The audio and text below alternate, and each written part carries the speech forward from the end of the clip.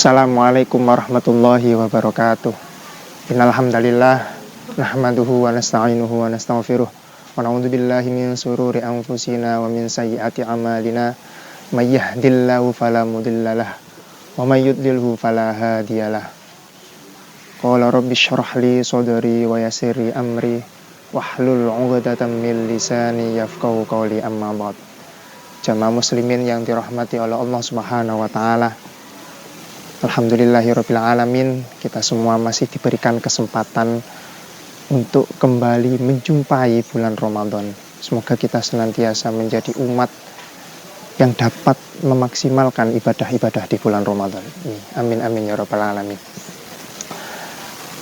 Jamaah muslimin yang dirahmati oleh Allah Subhanahu wa taala, pada kesempatan kali ini saya akan mencoba untuk membahas terkait dengan salah satu hadis Nabi yang sudah sangat populer di masyarakat, namun dalam implementasinya, dalam pelaksanaannya, seringkali masyarakat salah kaprah, sehingga menjadi tameng bagi masyarakat untuk bermalas-malasan, untuk bertidur-tiduran di bulan Ramadan.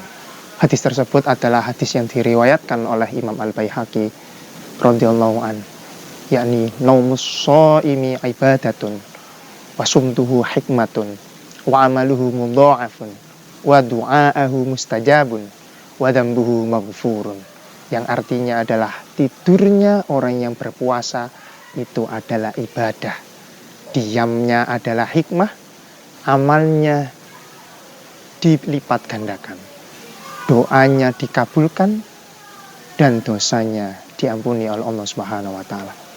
Hadis ini seringkali menjadikan alasan bukan hanya masyarakat, orang-orang yang sudah dewasa, bahkan anak-anak kecil pun ketika sekolah, kemudian oleh gurunya dibangunkan, ayo tangi pelajaran, kemudian dia berdalih tidurnya orang yang berpuasa itu adalah ibadah. Itu adalah hal yang salah kaprah.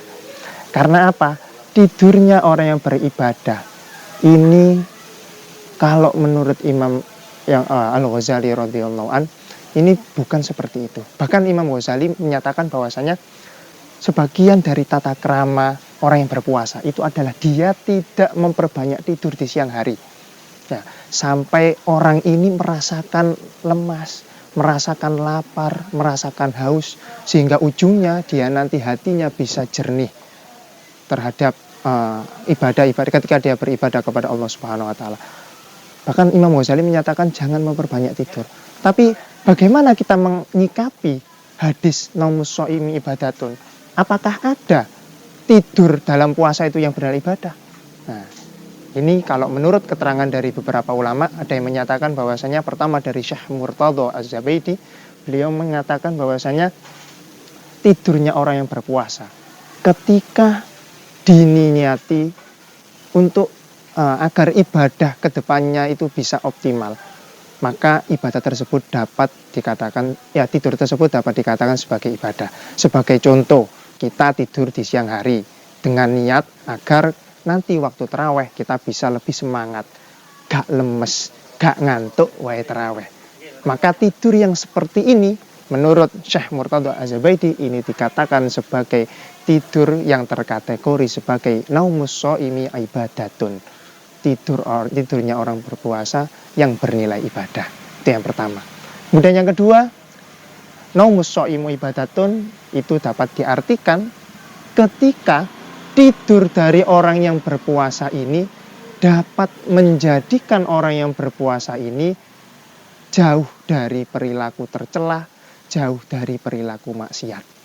Hal ini samanya dengan keterangan yang diterangkan oleh Imam Ibnu Hajar, bahwasanya beliau menjelaskan bahwasanya orang yang berpuasa tetap bernilai ibadah selama dia tidak menggunjing, meskipun ya dia dalam keadaan tidur. Keterangan ini mengindikasikan bahwasanya tidurnya orang yang berpuasa itu bernilai ibadah ketika tidur tersebut dapat menjauhkan orang tersebut dari perilaku tercela, seperti hanya menggunjing atau ngerasani.